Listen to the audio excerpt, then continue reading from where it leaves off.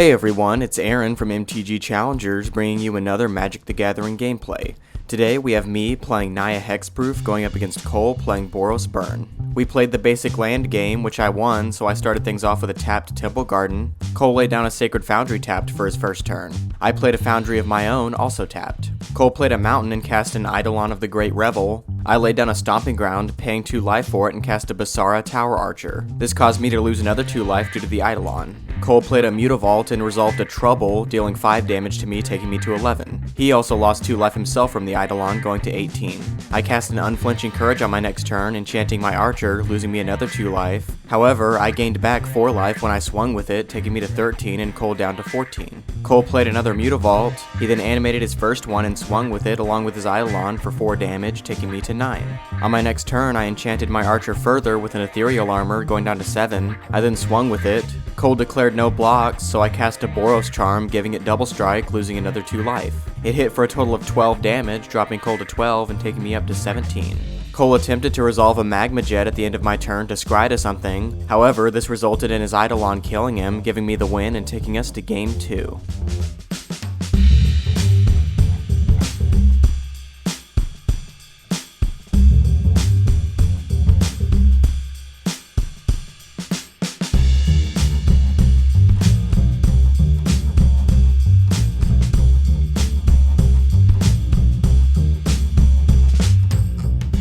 Welcome to Game 2. Cole was on the play here and started things off with a Mountain. I played a Mana Confluence and used it to cast a Gladecover Scout, losing a life. Cole cast a Shock at the end of my turn, taking me to 17. He played an untapped Sacred Foundry, going to 18 and passed it back. I laid down a Temple of Plenty, scrying, and chose to leave the top card where it was. I then just swung for 1 with my Scout, taking Cole to 17. He took me to 14 at the end of my turn with a Skullcrack. He played another Mountain and cast a Trouble, which dealt a whopping 6 damage to me, dropping me to 8.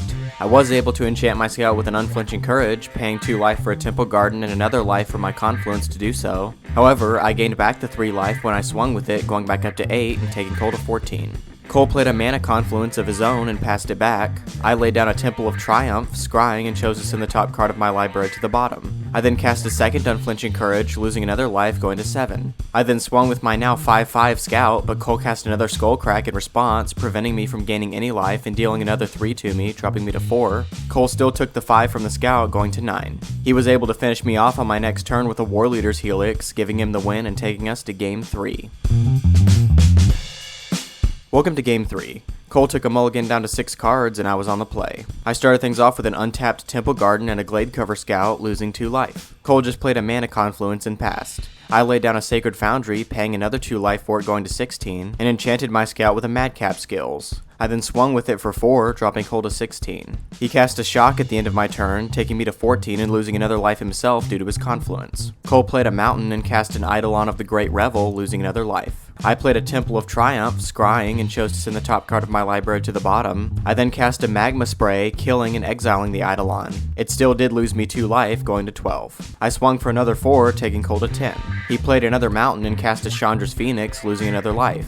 He then swung with it, taking me to 10. I played another Sacred Foundry, tapped this time, and cast another Magma Spray, exiling the Phoenix. I then swung again with my Scout, taking Cole to 5. He just drew and passed for his next turn. I drew as well and swung with my Scout once again. Cole cast a Deicide in response, losing a life and exiling the Madcap Skills. He did still take 1, going to 3. In post-combat, I cast a Fiendslayer Paladin.